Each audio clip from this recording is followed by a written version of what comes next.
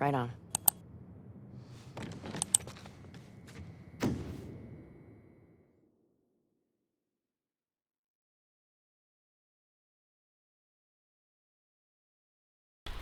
Hey guys, hope you're all doing well. So, thank God, Daniel Penny has been acquitted in the case where he sort of choked, sort of positionally asphyxiated a violent, mentally ill, homeless person on drugs who was threatening people on a train. So, did they get it right? Yeah, look, pretty much.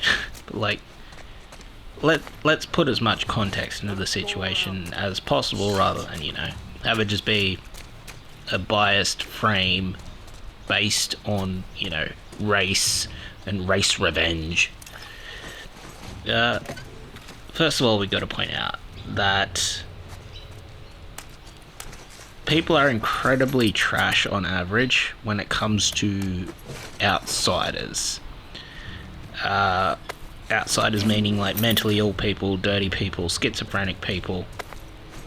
In general, they're just incredibly cruel and sly for no reason, no justification. Just like malevolent for no reason. Neely probably got, you know, laughed at, talked about behind his back, probably had the disgust face response a lot when he was interacting with people, probably had that same smirk, upturned lip face response like thousands of times a day. Like, he's homeless, he has nowhere to retire to get away from it. It is there constantly. That would be too much for a sane person to take. And Neely wasn't sane. He was schizophrenic. That he was schizophrenic makes all the cruel, two-faced, you know, bullshit behaviour just from like random scumbag passerbys like 100 times worse. It's like, you know, being an exposed nerve to it, basically. Like, you're just dealing with it day in, day out, constantly. Can't retreat to a room, can't retreat to anywhere where there's no people because you're homeless. Yeah. No wonder he was paranoid, no wonder he was schizophrenic. Like, yeah, it's like absolutely fucking horrible. That being said, hurt people. And they tend to hurt innocent people as well. Like, he had assaulted several people, right? I'm pretty sure he assaulted just several women. Now, the provocation for the assault might have been, you know, the aforementioned smirk or upturned face, but quite frankly, to a schizophrenic person, a wrong look, just a simple, you know, automatic response that you don't even control, wrong look, can trigger that sort of shit, right?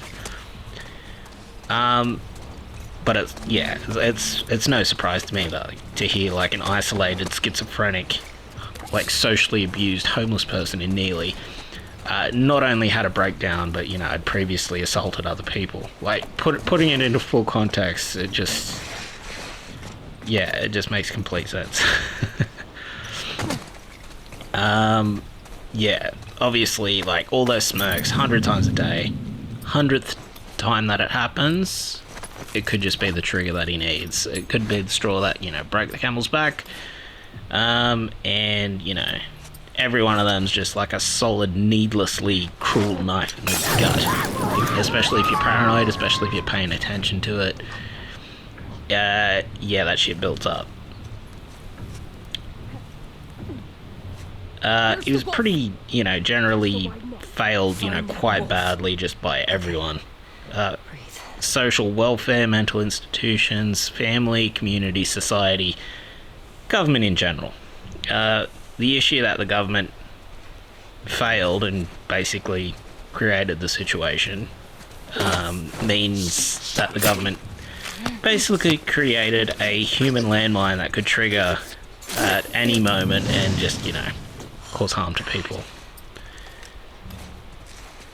That being said, Neely, even given all the provocation mentioned above, has no right to assault people. And he did assault people. People, you know, may or may not have done the whole smirk, cruel behaviour to him. He may have just, you know, devolved to the point where it's like him and them and just assaulted them for literally no reason, just getting his own, as it's viewed. The thing about schizophrenia is also you will hear and see things that aren't there.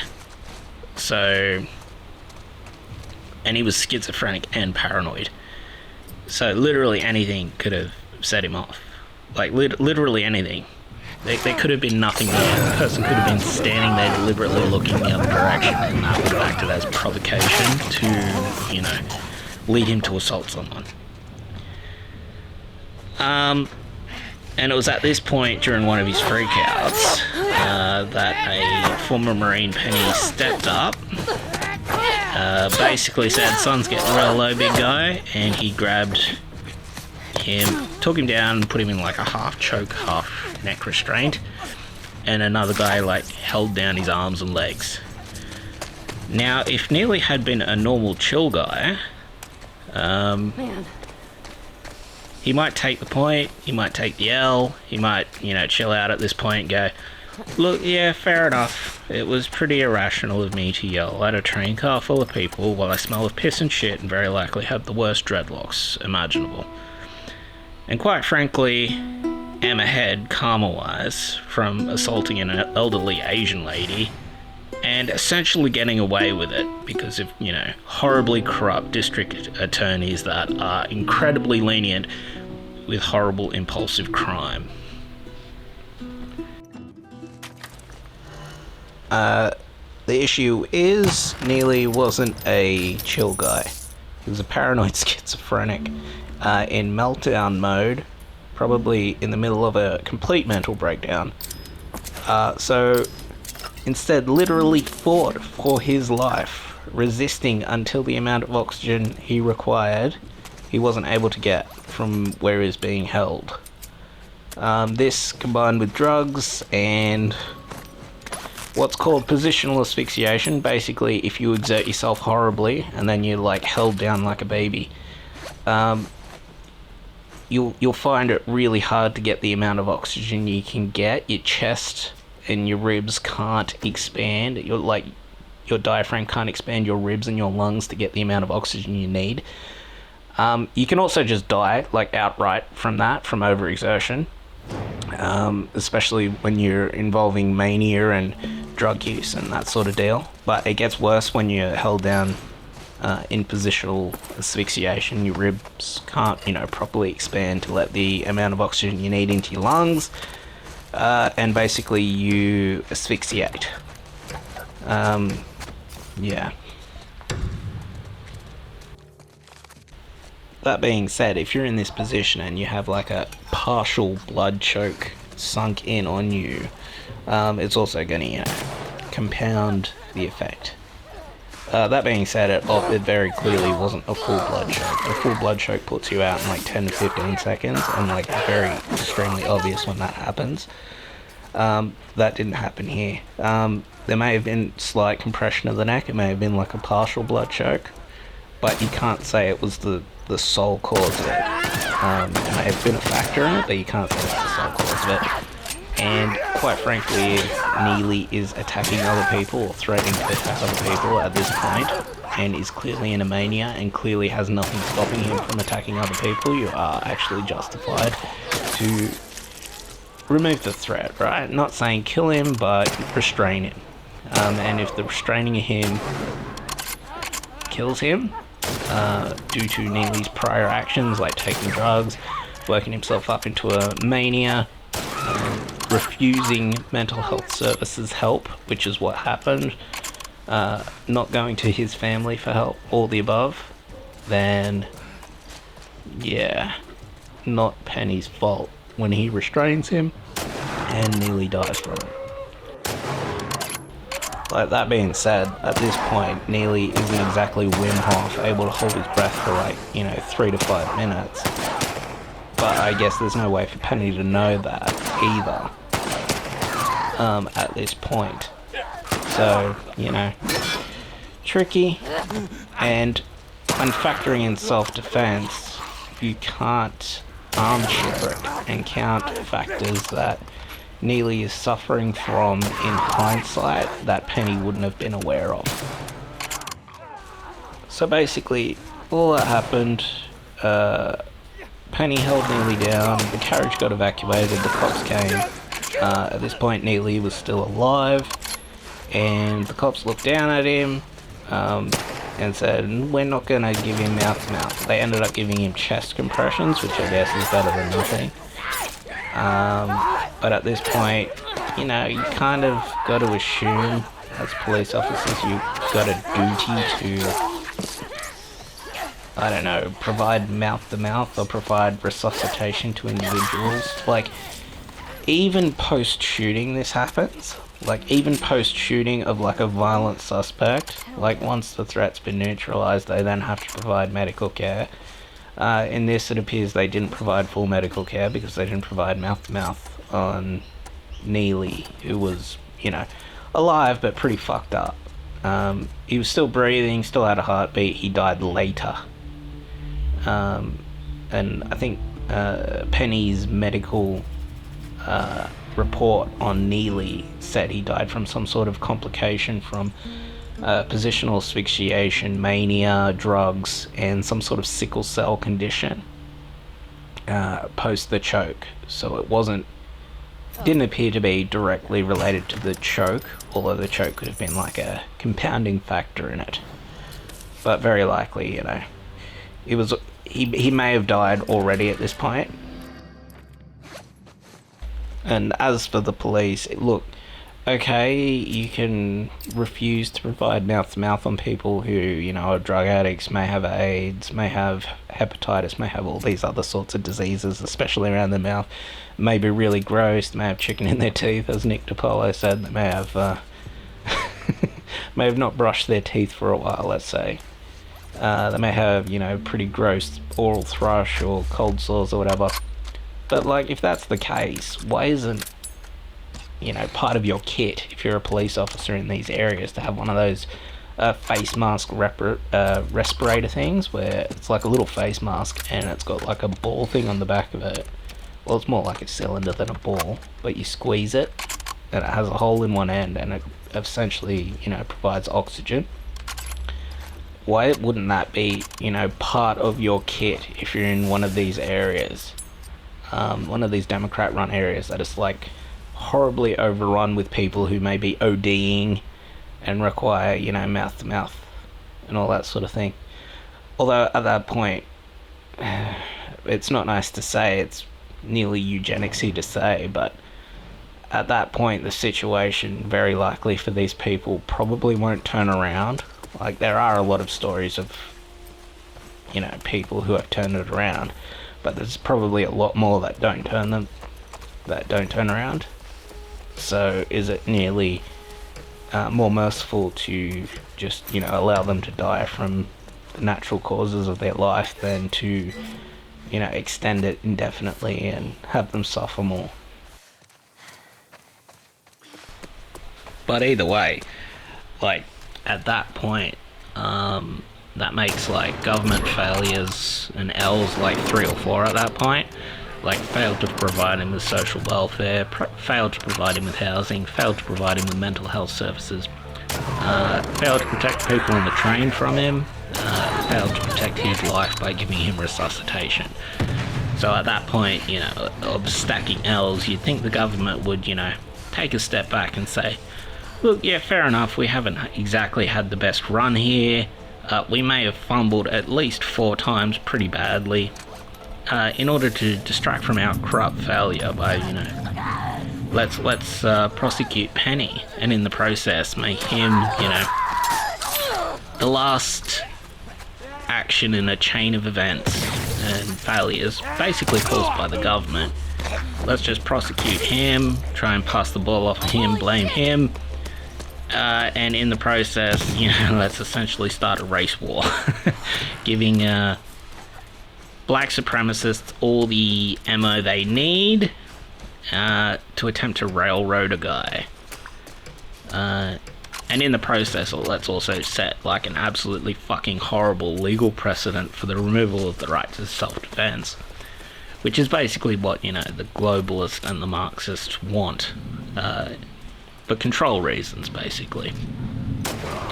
So, if those solid, you know, 4 to 6 fuck-ups weren't bad enough, government decided to add another 2 to that equation right off the bat by trying to, you know, persecute Penny, basically. In the process of this, you know, the obvious corrupt grifter and media class felt completely confident talking for all black people, all mentally ill, homeless people, respectively, and it just whipped it up into this, like, shit tornado. And then, you know, into that already horrible series of fuck-ups, that shit cocktail, you throw in an activist, Soros, racist judge who was not only, like, let off arguably worse black people, like, one of the people that judge had let off had assaulted a elderly Asian individual, punched them in the back of the head over some money. The Asian individual died. Now, I would argue that that's a significantly worse crime. That's nearly second-degree premeditated murder at that point. Because there was no active struggle there. The assault was probably, you know, preformed in the person's mind. And it's very unprovoked, right? You're assaulting someone who's unaware at that point in time. That at that point is really bad. And the judge, you know, had, you know, in out of restorative justice, not charged that person as hard as they could have. And while doing that, completely railroading Penny for very, very minor manslaughter, if anything. And you could argue that it wasn't a crime at all because he was acting in defense of others. So right off there, like, that's a horrible fucking biased judge. That judge should be, you know, gotten rid of. Like, the goal of that judge, very similar to what Starmer's done in the UK with, you know, arguing for basically terrorist freedom of movement while they're being either charged for crimes of terrorism or being held, like, on bail or released on bail for crimes of terrorism, right? they're actively trying to set a legal precedent in order to, well, a detrimental legal precedent, in order to undermine law and rights, and the goal is to basically destroy the West, right? Because it's like Marxist in nature. It's basically an attempt to accelerate the destruction of the West for communists and totalitarian reasons. And in the process of all of this, they're just, lynching a white man, which, satisfies all the race grifters as well, I guess. But, thank God, the jury deadlocked at 6-6, which, what I assume was the blacks and the self-loathing white leftist Marxists on one side, trying to lynch a white guy, and the reasonable or perhaps, slightly racist. There may have been a couple of, 1350 stat posting online trolls on the other side. Basically, the reasonable people ruined the righteous black lynching by deadlocking the jury. That was the ultimate thing that happened there. It was here that the judge pulled a big whoopsie no-no and dismissed the big manslaughter charge while keeping in a second, smaller charge, which essentially has the same burden of proof associated with it, but it was originally linked to the first initial charge because of the same burden of proof, meaning if you don't find him guilty of the first, you can't find him guilty of the second. But the judge dismissed the initial charge to try and sort of prejudice the jury into finding him guilty of a lesser charge. That level of bias and the destructive nature that could have set in terms of legal precedent means that judge should be disbarred. That's fucking horrible. That's absolutely ridiculous. But yeah, we've already established that the judge is like this, horrible fucking activist piece of shit Soros judge that's, deliberately trying to destroy the West with bad legal precedent. But thankfully, Penny was ultimately acquitted.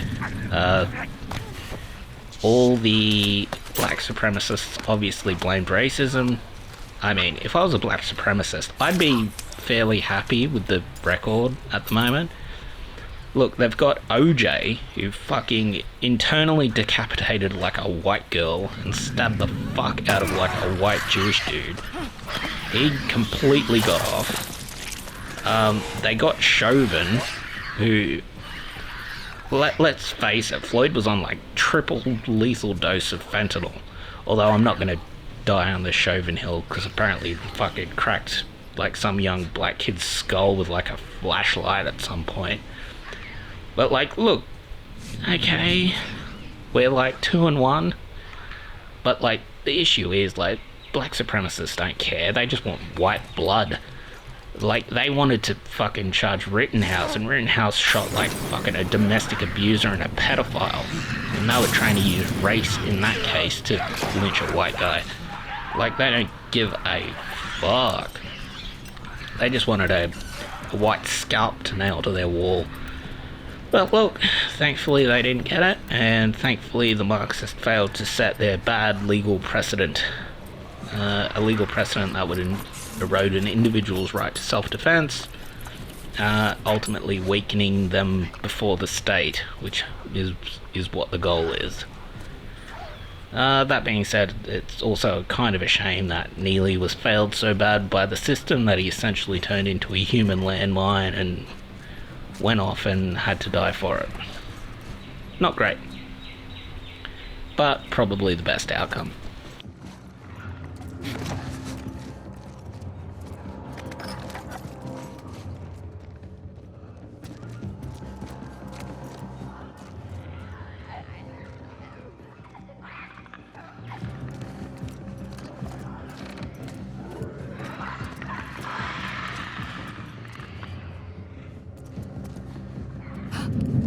In that house!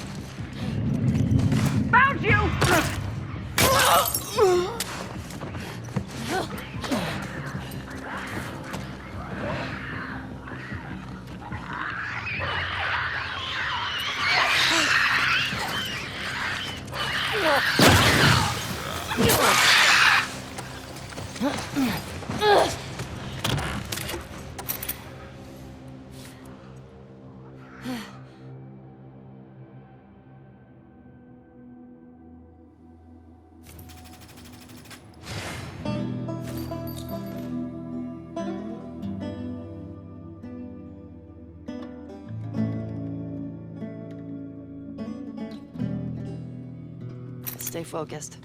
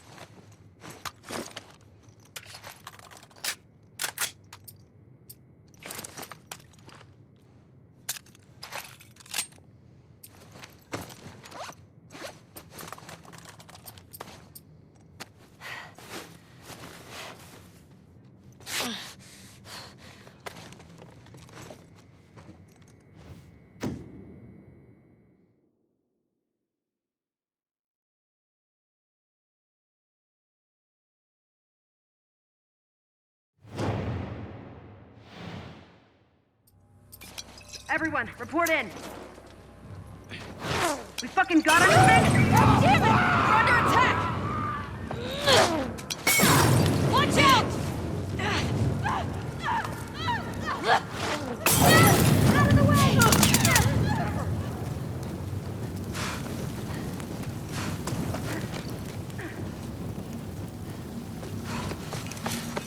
Don't let her escape!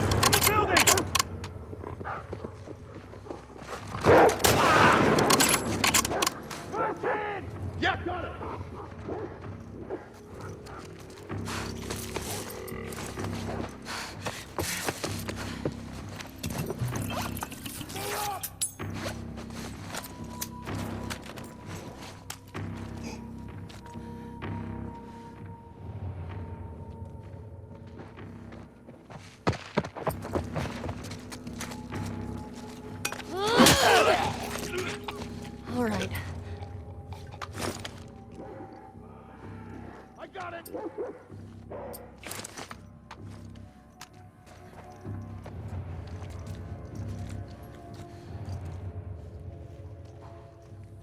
Think she went that way!